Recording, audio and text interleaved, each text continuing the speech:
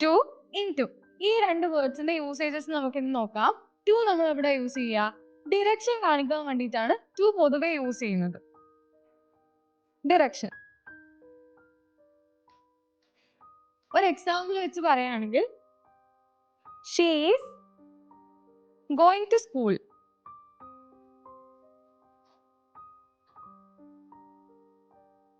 സ്കൂളിലേക്ക് പോവുകയാണ്, ഒരു സ്ഥലത്തേക്ക് പോവുകയാണ്.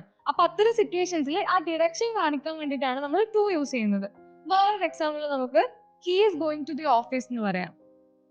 He is going to the office. ഇനി ഇൻടു നമ്മൾ എവിടെ യൂസ് ചെയ്യുക?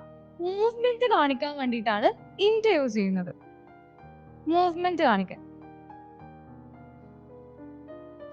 ഒരു സ്പേസിൽ നിന്നും മറ്റൊരു സ്പേസിലേക്ക് മൂവ് ചെയ്യുന്നത് കാണിക്കാൻ. ഫോർ എക്സാമ്പിൾ, ഞാൻ ഇവിടെ നിന്നും അപ്പുറത്തൊരു റൂമിലോട്ടേക്ക് മൂവ് ചെയ്യാണ്. So in to the room എന്ന് പറയാം. She entered in to the room എന്ന് പറയാം.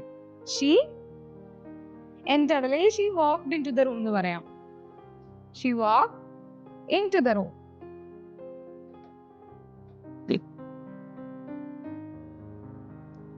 വേറൊരു എക്സാമ്പിൾ പറയുകയാണെങ്കിൽ the cat jumped in to the box. The cat jumped into the box. So, in to use ചെയ്യുന്നത് ഡിറക്ഷൻ കാണിക്കാൻ വേണ്ടിയിട്ടും into യൂസ് ചെയ്യുന്നത് മൂവ്മെന്റ് കാണിക്കാനും വേണ്ടിയിട്ടാണെന്നുള്ള കാര്യം ഓർത്ത് വെക്കുക. ഇതിൽ എന്തെങ്കിലും ഡൗട്ട്സോ കാര്യങ്ങളോ ഉണ്ടെങ്കിൽ കമന്റ് ചെയ്യുക. കൂടുതൽ എക്സാമ്പിൾസ് ആഡ് ചെയ്യാനുണ്ടെങ്കിൽ അതും നിങ്ങൾക്ക് കമന്റ് ചെയ്യാം.